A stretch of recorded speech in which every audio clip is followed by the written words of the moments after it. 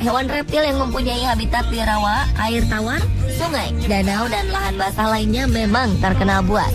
Hewan ini bergerak dengan sangat cepat pada jarak pendek, bahkan juga di luar air. Rahangnya memiliki kekuatan 5.000 pound per inch yang menjadikannya sebagai hewan dengan kekuatan gigitan paling kuat yang ada di dunia. Ukuran tubuh buaya sangat bervariasi jenisnya, mulai dari buaya kerdil hingga buaya muara raksasa, dan memiliki berat melebihi 1.000 kg. Spesies buaya terbesar adalah buaya muara, yang kebanyakan hidup di wilayah Asia Tenggara hingga ke Australia Utara. Di berbagai negara, banyak yang memiliki tempat penangkaran buaya. Tempat ini bertujuan menjadi tempat wisata yang menampung hewan reptil tersebut agar dapat berkembang biak, tetapi tidak di alam liar. Penangkaran buaya terkenal di dunia seperti penangkaran buaya di Marineland, Melanesia di Australia, yang terkenal dengan buaya terbesar di dunia yang pernah ditangkap, Cassius.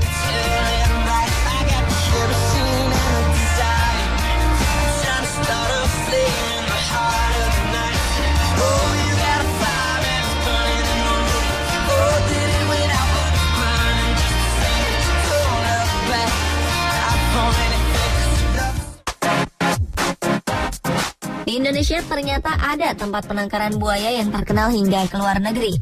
Tidak berbeda jauh dengan penangkaran buaya Marineland Melanesia di Australia.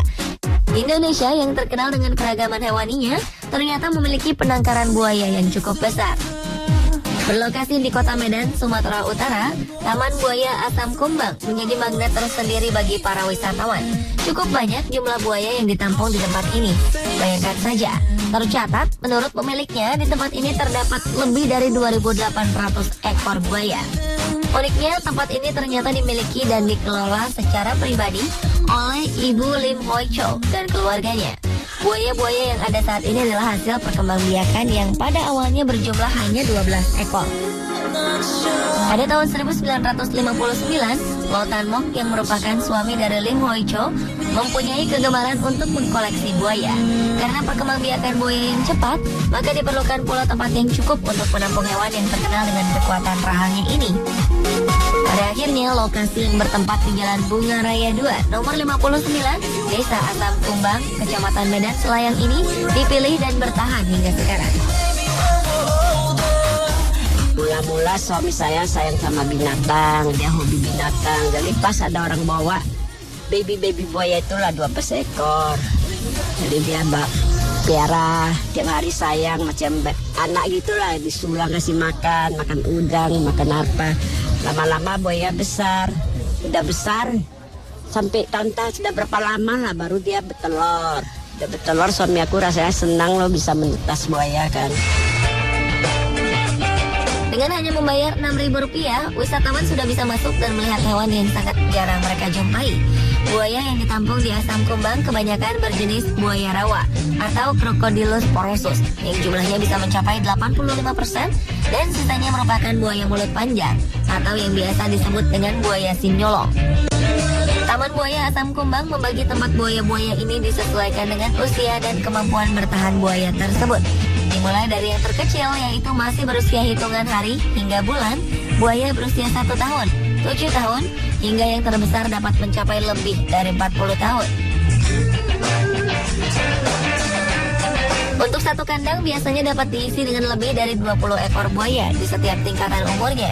Di dalam kolam yang mempunyai luas 16 meter persegi ini, buaya-buaya ini ditempatkan dan dirawat oleh 3 orang petugas yang mempunyai tugas utama membersihkan kandang, juga memberi makan mereka setiap harinya.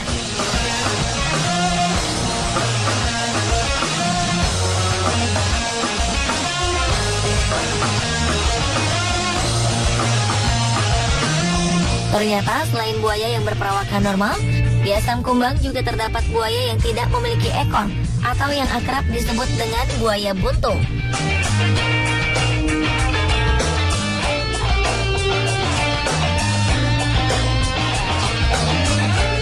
Menurut Bapak Jemari, selaku pengurus harian Taman Buaya Asam Kumbang, buaya tersebut memang sudah mempunyai ekor yang buntung sejak dilahirkan.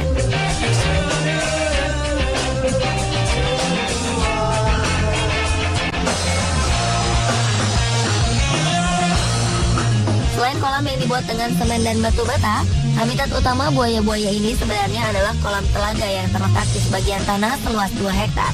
Biasanya tempat ini digunakan oleh buaya yang berusia lebih dari 15 tahun dan siap untuk berkembang biak.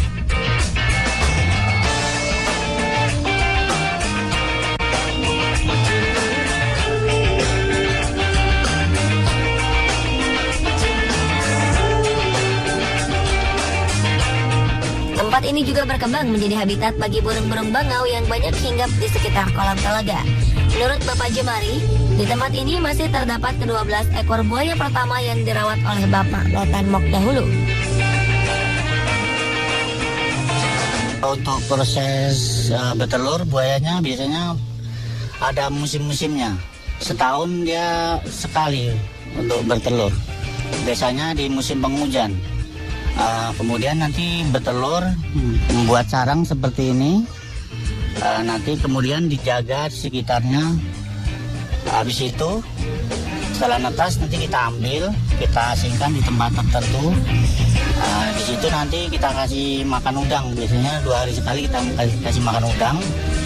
Setelah umur sekitar 6 bulanan bisa kita latih kemudian pakai makanan dengan daging dipotong-potong kecil-kecil.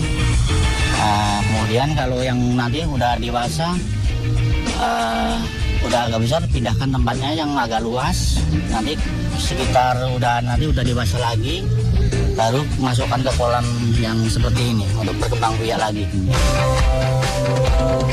Tentu saja memberi makan ribuan buaya ini adalah masalah yang tidak mudah. Untuk itu diperlukan sekitar 500 kg daging yang terdiri dari daging ayam, bebek yang sudah mati, maupun udang setiap harinya untuk memenuhi asupan makanan dari para buaya yang paling kecil hingga paling besar. Waktu yang tepat untuk mengunjungi tempat ini adalah pukul 16.30 karena ini merupakan waktu makan bagi para buaya.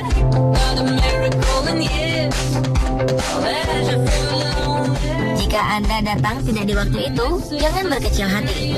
Bagi para pengunjung dapat membeli daging ayam atau bebek yang sudah mati untuk memberi makan buaya.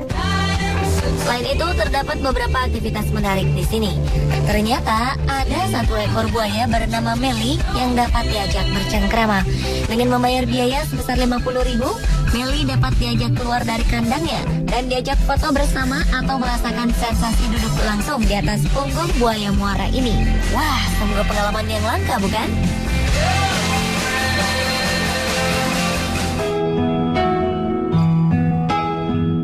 Dahulu Meli mempunyai teman setia, seekor monyet bernama Bodong.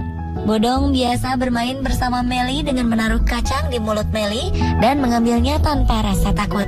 Tapi sayang, kini Meli harus kehilangan monyet teman setianya yang mati karena sakit beberapa waktu yang lalu.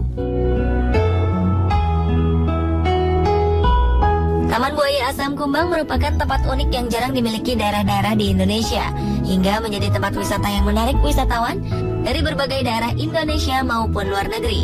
Buaya-buaya yang mencapai ribuan ekor ini nantinya akan membutuhkan tempat juga makanan yang cukup.